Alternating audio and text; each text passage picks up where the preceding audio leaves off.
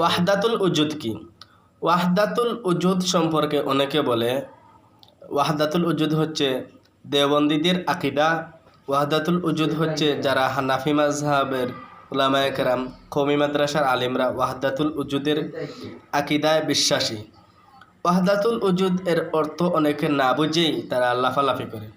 আজকে ওয়াহদাতুল উজুদ সম্পর্কে কিছু সংক্ষিপ্তভাবে স্বল্প পরিসরে এ সম্পর্কে আলোচনা করতে চাই। সালাফিদের তাদের একজন বরেণ্য ব্যক্তিত্ব মতিউর রহমান আল মাদানী, মুজাফর বিন মহসিন সহ আরও তাদের অনেক নেঙ্গ শায়েখরা আছেন। তাদেরকে অনেকভাবে বলে আওড়াতে দেখা যায় যে তারা বলে ওয়াহদাতুল উজুদের আকিদা বিশ্বাসী হচ্ছে দেওবন্দীরা। একথা পরিষ্কার বাংলায় বলেছে মতিউর রহমান আল মাদানী। এই গোয়ার পরিষ্কারভাবে বারবার বলেছে, আমাদের পক্ষ থেকে বারবার এর উত্তর দেওয়া হচ্ছে। আমার মনে হয় যে মতিউর রহমান আল মাদানীকে যদি জিজ্ঞাসা করা হয় ওয়াহদাতুল উজুদের মধ্যে ব্যাখ্যা কয়টি আছে তা বলতে পারবে না। এখানে ব্যাখ্যা বিশ্লেষণ ছাড়াই আমি মূল জিনিসটা ওয়াহদাতুল উজুদ কি তা আমি আপনাদেরকে একটু বুঝাই। ওয়াহদাতুল উজুদের অর্থ হচ্ছে সর্বস্বরবাদী, মানে যত সৃষ্টি, যত মাতা তত ক্ষুধা, অর্থাৎ প্রত্যেকটি স্রষ্টার মধ্যে স্রষ্টা নিহিত আছেন। এটা হচ্ছে ওয়াহদাতুল উজুদের মূল কথা। ওয়াহদাতুল উজুদ বলতে আপনারা আবার মনে রাখবেন, আমি আবারও বলছি, স্মরণ করিয়ে দিচ্ছি। ওয়াহদাতুল উজুদের অর্থ হচ্ছে বা এর মর্মার্থ বাবার্থ হচ্ছে সৃষ্টির মধ্যে স্রষ্টা নিহিত। অর্থাৎ গাছ আসে, আল্লাহ তাআলা সৃষ্টি করেছেন, গাছের মধ্যেই আল্লাহ তাআলা। এখানে আছে ধরেন একটা গরু আছে, গরু আল্লাহ তাআলা সৃষ্টি, এই গরুর মধ্যে আল্লাহ তাআলা আছেন। অর্থাৎ যত সৃষ্টি ততই ক্ষুধা, যত মাতা তত ক্ষুধা। এর অর্থ হচ্ছে সৃষ্টির মধ্যে স্রষ্টা নিহিত। ওয়াহদাতুল উজুদের মূল কথা বা বক্তব্য হচ্ছে সৃষ্টির মধ্যে স্রষ্টা নিহিত, অর্থাৎ সর্বত্র আল্লাহ তাআলা বিরাজমান। আসমানেও আল্লাহ, জমিনেও আল্লাহ, রাত্রেও আল্লাহ, দিনেও আল্লাহ। হ্যাঁ, ঠিক আছে, সব কিছুতে আল্লাহ, এটা আমরা মানি। এটা আল্লাহ হচ্ছেন ইলমান কুদরাতান, সব কিছুতে আল্লাহ তাআলার ক্ষমতা আছে, আল্লাহ তাআলার শক্তি আছে, সব কিছুতে আল্লাহ তাআলার কল্যাণ আছে, খাইরিয়ত আছে। আল্লাহ তাআলার পক্ষ থেকে মঙ্গল অমঙ্গল সব কিছু আল্লাহ তাআলার মধ্যে, আল্লাহ তাআলার পক্ষ থেকে হয়ে থাকে। সব কিছুর মধ্যেই দুনিয়ার সর্বত্র আল্লাহ তাআলার ক্ষমতা বিরাজমান। এর অর্থ এই নয় যে সর্বত্র আল্লাহ তাআলা এখানে আছেন, তবে আল্লাহ তাআলা হাজির নাজির। আল্লাহ তাআলা হাজির বলতে আল্লাহ তাআলা সব কিছু দেখেন, হাজির বলতে আল্লাহ তাআলার সামনেই সব কিছু, নাজির মানে আল্লাহ তাআলার সামনে যত জিনিস আছে সব আল্লাহ তাআলা দেখতেছেন। আল্লাহ হচ্ছেন সামিউম বাসির, আল্লাহ তাআলা সব কিছু দেখেন এবং সব কিছু শুনেন। আল্লাহ তাআলা হচ্ছেন হাজির নাজির, নবী হাজির নাজির নয়। এবার আসেন ওয়াহদাতুল উজুদের আকিদা যারা বলে এটা দেওবন্দীদের আকিদা, এরা আমাদের দেওবন্দীদের উপরে মিথ্যা প্রোপাগান্ডা ছাড়া এরা দেওবন্দীদের উপরে তুহমত দেয়। যদি বাংলাদেশে এবং ভারতে ইসলামী খেলাফত কায়েম থাকতো, যদি বাংলাদেশে ইসলামী রাষ্ট্র যদি থাকতো, তাহলে এই যারা আমাদেরকে অপবাদ দেয় তাদেরকে অপবাদের দরুন তাদেরকে 80টা দুর্রা লাগানো হতে।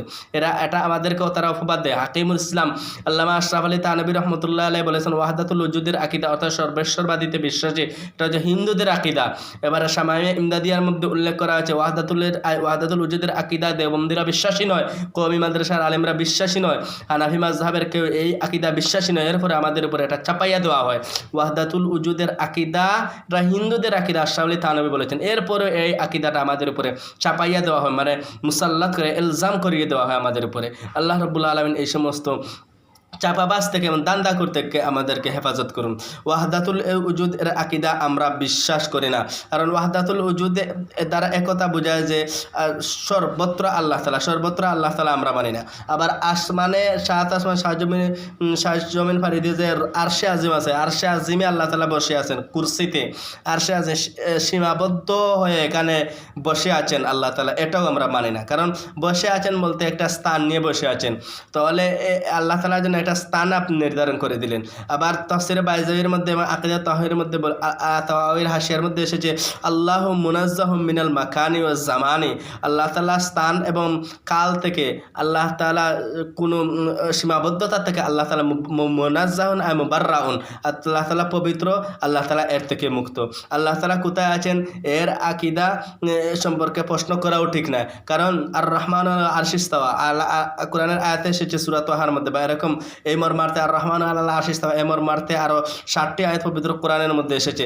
এই সমস্ত পবিত্র কোরআনের আয়াত বিভিন্ন ক্যাটাগরি হয়ে থাকে, কিছু আয়াতে মাহকাম, কিছু আয়াতে মুতাশাবি।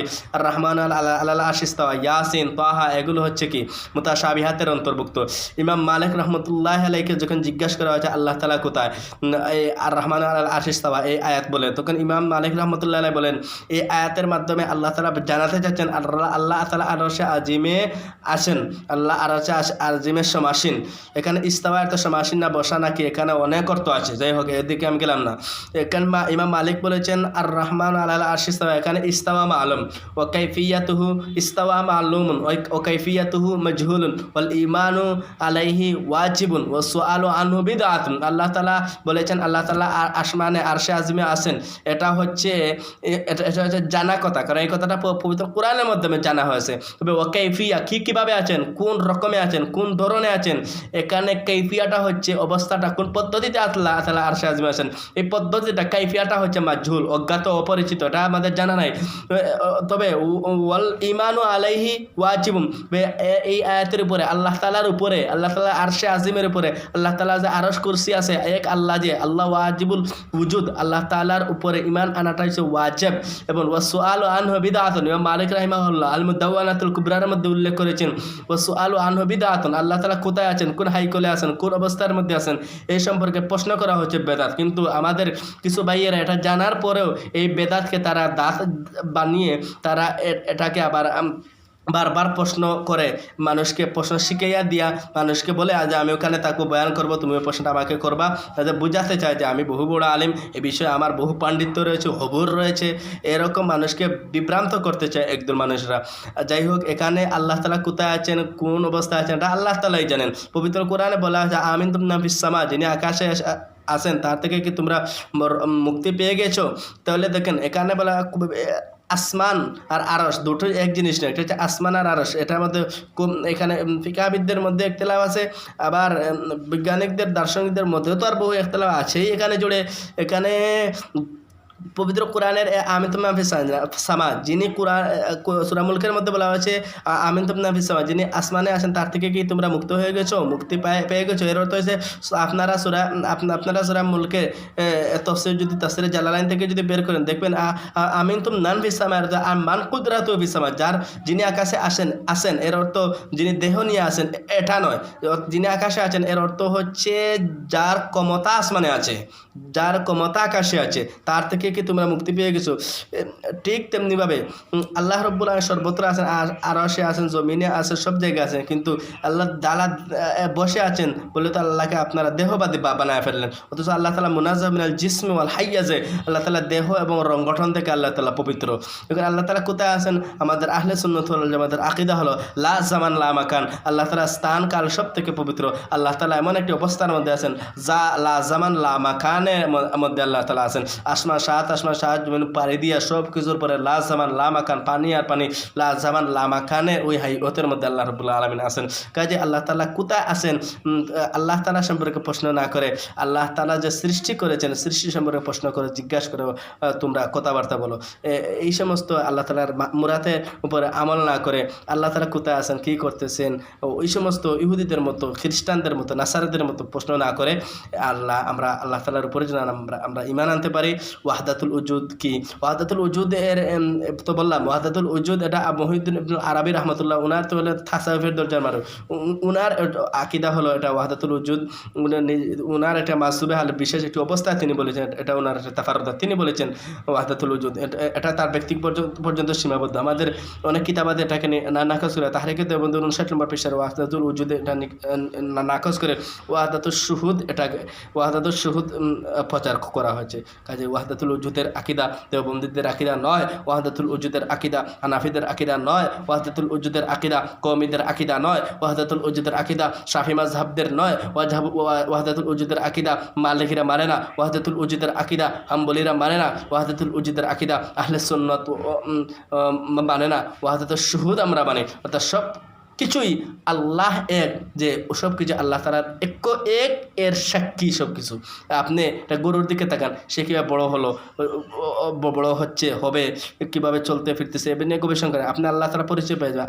সাত আসমান জমিন নিয়া নাফি খালকিস সামাওয়াতি ওয়াল আরদি ওয়াখতিলাফিল লাইলি ওয়ান নাহার, এগুলো নিয়ে আপনি গবেষণা করেন, আল্লাহ তাআলা পরিচয় পেয়ে যাবেন। কিন্তু ওগুলা আলোচনা না করে আল্লাহ কী করছেন, কোথায় আছেন, ওগুলো নিয়ে ওয়াহদাতুল উজুদ নিয়ে আগে প্রশ্ন করে মানুষকে বিতর্কিত করছেন, নিজেও বিতর্কিত হচ্ছেন, মানুষকে বিতর্কিত করছেন, নিজের ইমানও নষ্ট করতেছেন, মানুষের ইমানকেও নষ্ট করতেছেন। এরকম এই খোদা চোরাচুরি থেকে, এই সমস্ত দুমরুজাল বিশিষ্ট আলোচনা থেকে নিজেকে গোটায় রাখবেন বলে আশা করি। আসসালামু আলাইকুম রহমতুল্লাহ।